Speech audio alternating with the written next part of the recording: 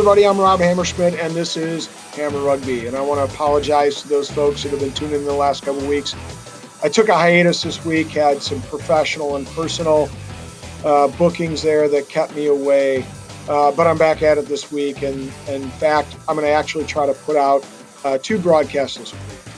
This one is going to focus solely on what does a playoff picture look like as a result of Week 14's action, and what matches we might want to pay attention to as we head into Week 15. So stay tuned, check this episode out, and if you're interested in some additional Major League Rugby coverage, check out my second broadcast later on in the week.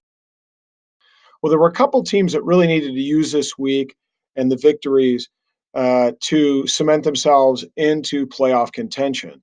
And certainly one of those teams that took care of business was San Diego. No surprise there, had a really nice victory.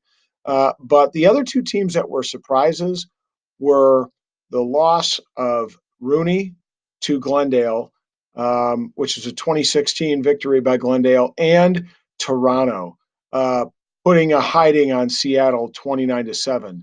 Those two matches in particular really had a significant impact on the table. And we're going to take a look at that next. There were several things to look at post Week 14 in the table, just to get a beat on what's going on in Major League Rugby and how things are shaping up as we head closer and closer towards the playoffs.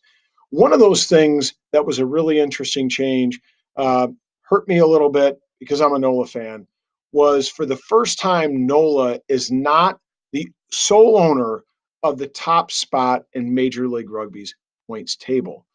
As I said, San Diego is a team to look out for, and they got the 5 points necessary to earn and secure that top spot with a 40-19 victory over Houston. It wasn't a surprise victory, I don't think, but certainly what's significant is them taking ownership of that top spot. Second piece that's rather interesting to take a look at after last week's Week 14's action is the match between Glendale and Rooney. Glendale got a victory of 20-14 this week in that match. And what was interesting about that is both teams needed that match and a victory in order to really put themselves into a position and contention to solidify that playoff spot as we get close to playoff time. For me, what was significant about Glendale's 20-16 victory over the Roosters was the fact that there were only 3 tries scored between the two teams. The significance of this is the impact on the overall table. While Rooney was able to retain their top spot by a mere point, they got that point and avoided a tie for the 4th spot because they kept the margin of victory within 7. And Glendale, because they could not score 4 tries, did not get an added bonus point to put themselves into a tying position with Rooney. So, we really could have seen that this match, as tight as it was, could add some significant playoff implications for that 4th spot. So the third piece that's really interesting from this week's action is the result of the Toronto-Seattle match. I think that generally amongst fans of the league, Seattle was seen as the favorite in spite of the fact that they were playing the match north of the border in Toronto. Seattle's been on fire at Starfire, but going away this weekend, they proved to be more pedestrian. That offense that they're able to generate just was not there. They scored 1 try. Brock Stoller was kept off the board with his boot. And Toronto really, oftentimes, they've been a little bit of a middling team. This weekend, they really showed that they have the opportunity to put themselves into playoff contention with a 29-7 victory over Seattle. That victory was significant for a couple of reasons. Number one, Seattle did not keep it within 7, so they don't earn any points from that match.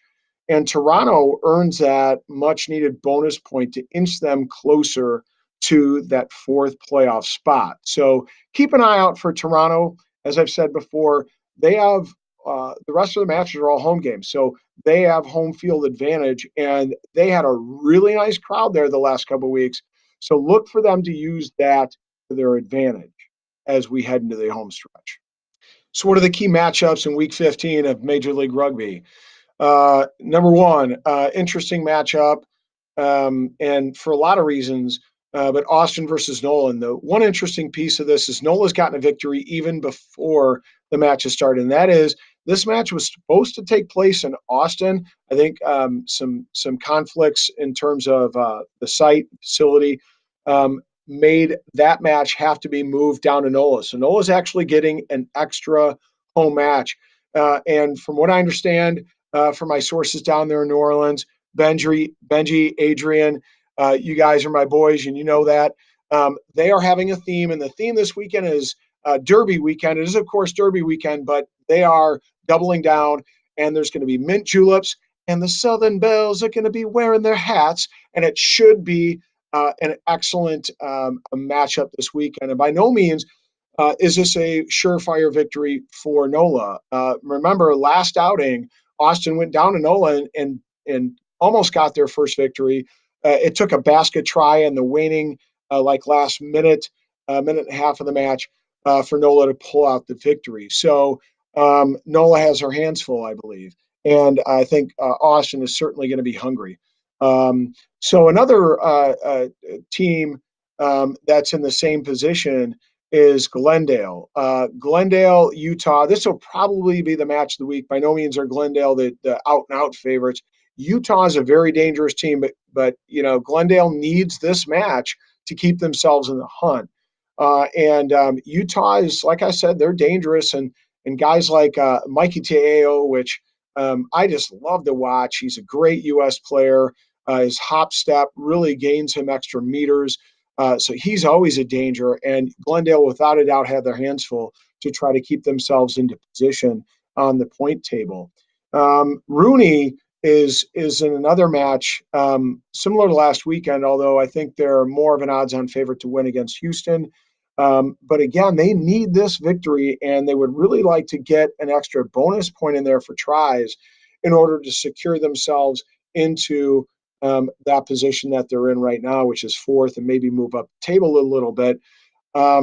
Here's the thing with those couple teams. Oftentimes when you're a favorite, as we know, you get a little tight in the backside, if you know what I'm saying. And that produces mistakes. The desire to get that bonus point, the desire to ice that victory can actually produce mistakes and spell trouble for teams. So they've really got to play within themselves. They've really got to let the game come to them. And I believe that they've just got to play really sound defense to absorb that initial energy and then start to work their game plan into action on the offensive side. And of course, the other game to watch out for is San Diego and Toronto. This one, again, is in Canada. And so San Diego's got to fly back east. I don't know if that'll be a disruption for them necessarily. San Diego is on a tear, but we saw last week that Toronto can certainly play a spoiler to some of the top teams in those important four spots. So look to that match as an interesting match to from a result from the weekend standpoint as we think about the table into these last couple of weeks of the season.